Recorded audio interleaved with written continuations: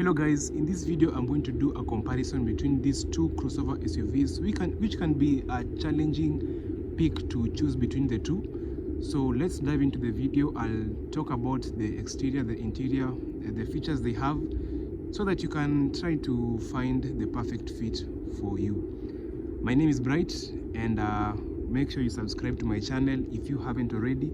Also, do like the video and make sure you stick to the end so that I can give you tips as we proceed. So first of all, we start with the design. Of course, the exterior design. These are both Japanese cars, so design wise they have that subtle approach when it comes to design. In my opinion, because looks are always subjective, in my opinion the Forester looks better than the Mitsubishi Outlander. I think it's a little bit more sportier than the other one. Taking a look at the headlights and even the grills, the shape of the overall design of the front, I think the fascia looks just way better than the Outlander. So the Outlander has that look, typical how Mitsubishis look like. You can see the designs all the way to the headlights, the grille, and the fog lights as well. Come to the sides, you can also notice the kind of wheels they have chosen for these two cars. I love the design of the wheels found on the Subaru Forester. I think they just have that appealing look onto them. The Outlander as well has some nicely and sporty looking designed wheels. Look at them.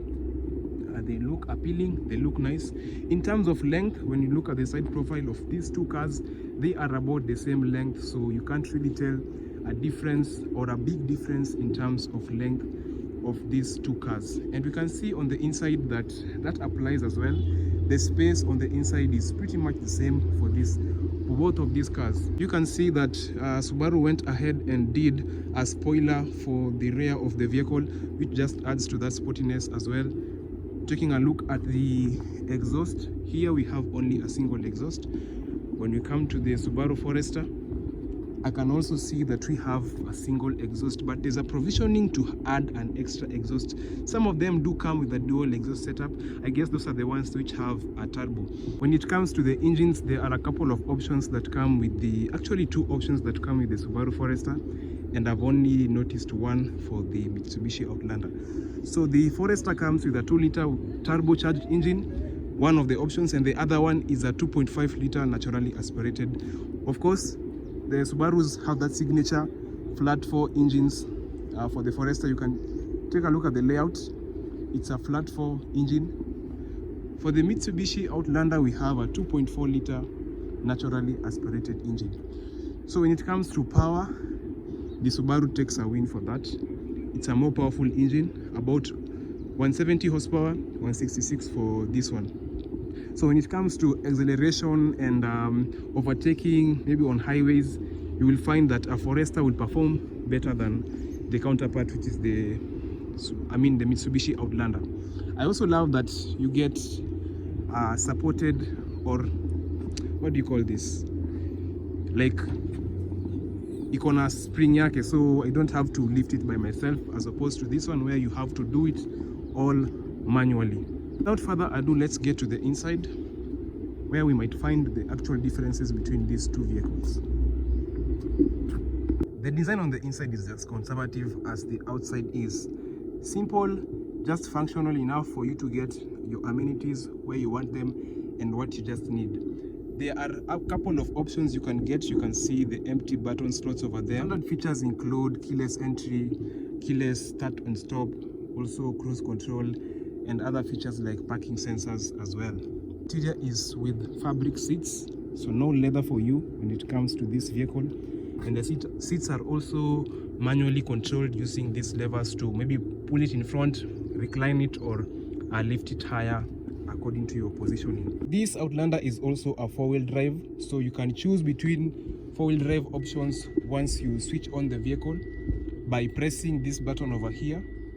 And then you can look at the dashboard and see right over there, when I switch up the modes from locking to economic to auto and that. I found that the seating position in both of these cars is amazing. You have a lot of room for your passengers, especially foot room down there. I can extend my feet all the way to the front, feeling comfortable. They can actually hang in the air. And the legroom is also amazing. Take a look at that space that I have for my knees.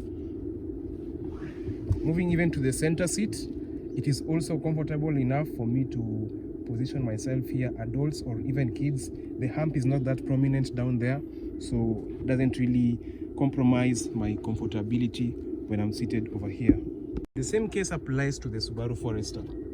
A lot of space to be comfortable and get really cozy back here. Footroom is enough, legroom is enough. My knees are far from that front seat. Center seat is also comfortable, and I love that here we have included heated seats for the rear passengers. The hump is not that prominent as well down there.